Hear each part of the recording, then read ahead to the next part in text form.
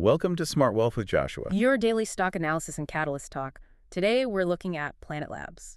If you find our talks useful, please consider subscribe, like, and comment underneath to support our podcast. And if there's any stock you want us to look into, leave it in the comment section below. So let's get into the analysis. We're looking at a company that appears to have hit a really critical inflection point. An inflection point. Yeah, moving from just being this, capital-intensive satellite operator. Right, spending tons of money to get things into orbit. Exactly, to becoming a genuine data and intelligence platform. It's a fundamental shift in the business model. And that inflection point seems to be showing up clearly in their latest numbers, right? Yeah. What were the highlights from their Q3 fiscal year 2026 report? Absolutely. They reported record Q3 revenue of $81.3 million, Wow. which was a strong 33% increase year over year. And crucially, they beat the consensus estimate. Okay, so the growth is there. It is. And this momentum allowed management to raise their full-year fiscal 2026 revenue guidance to somewhere between $297 million and $301 million. That growth rate is certainly impressive, but for a space company, the big question is always profitability. Are they finally clearing that hurdle? They are, on an adjusted basis. Q3 marked their fourth consecutive quarter of positive adjusted EBITDA. Fourth in a row. Yep, coming in at $5.6 million.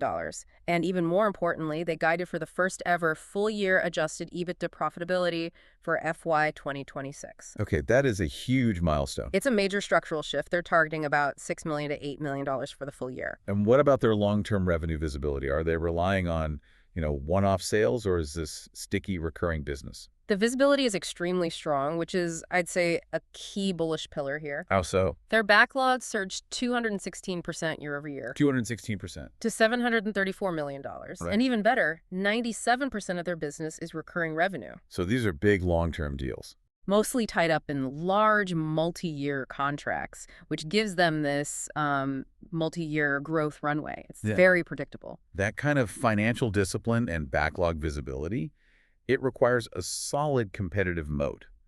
What gives Planet Labs an edge over competitors like, say, Maxar or BlackSky? It's their unique combination of scale and data frequency. Scale and frequency. Right. They run the largest commercial Earth observation fleet, so they don't just, take pictures on demand. Which is what some of the others do. Exactly. They collect daily global data. It's a constant stream of information. And they constantly upgrading that technology, right? Correct. We should definitely highlight the new assets, the Pelican 5 and Pelican 6 satellites, for instance. Okay. They offer 40-centimeter resolution, and they integrate NVIDIA Jetson AI, edge computing, right on board. So the analysis is happening in space before the data even comes down. You got it. And they're also launching the new Owl constellation, which is designed for near-daily 1-meter imagery of Earth's landmass, again with onboard AI for faster analysis. So they are moving beyond selling raw pixels and into selling intelligence. How does that translate into actual contracts? It translates into deep government integration.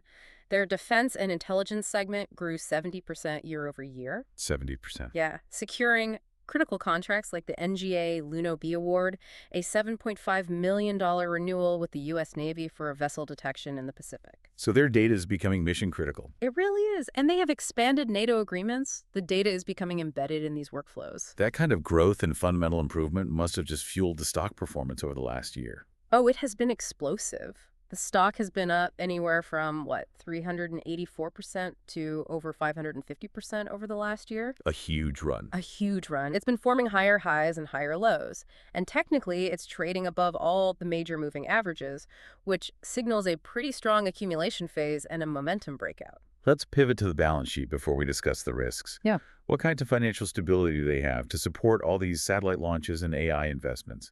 It can't be cheap. Not at all. But the balance sheet is a fortress. They ended Q3 with $677.3 million in cash and cash equivalents. Wow, that's a massive war chest. It is. And they carry effectively zero net debt. Zero. And on top of that, they are actually generating cash flow now.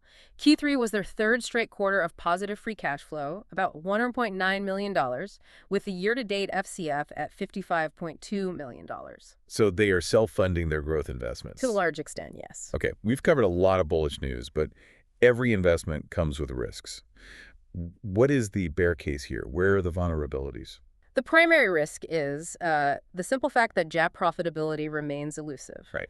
While that adjusted EBITDA number is positive, they still reported a GAAP net loss of $59.2 million in Q3. A pretty big number. It is.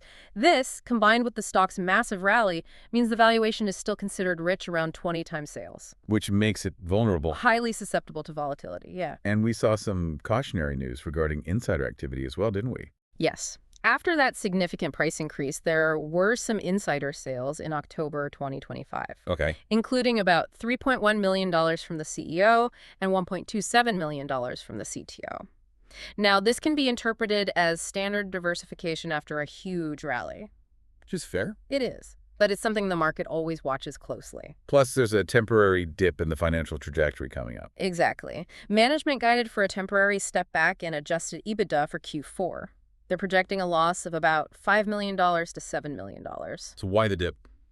It's due to seasonal investment and launch timing costs. It's planned. It's not a break in the model, but it highlights that, margins are still under pressure as they continue to scale up. Looking ahead then, what are the biggest near-term catalysts we should watch over the next 3 months? The next major event will be the Q4 FY 2026 earnings report, which will likely be in March 2026.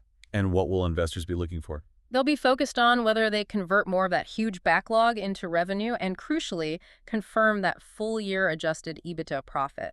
Beyond earnings, are there any product or contract milestones that could move the stock? Yes, absolutely. Any updates on the commissioning of the new Pelican and Owl satellites, what they call first light imagery, that will be a huge positive sentiment driver. Proof the tech works as advertised. Exactly. And given the geopolitical climate, any new large contract awards from the NGA, the NRO, or NATO will just reinforce their position in that critical defense sector. So the core thesis is that Planet Labs is successfully navigating its transition to a profitable geospatial intelligence platform. It's driven by unparalleled data scale and strategic government contracts. Right. It's a multi-year growth story. But the recent stock appreciation means volatility is just part of the ride. Agreed. The path is de-risked by their massive cash position and that incredible visibility into their $734 million backlog. If they continue to execute on the AI and the new satellite constellations, they are very well positioned for multi-year compounding. Thank you for that deep dive. If you enjoyed our analysis, make sure to hit that subscribe button to keep up with Smart Wealth with Joshua. We'll be back soon with another analysis.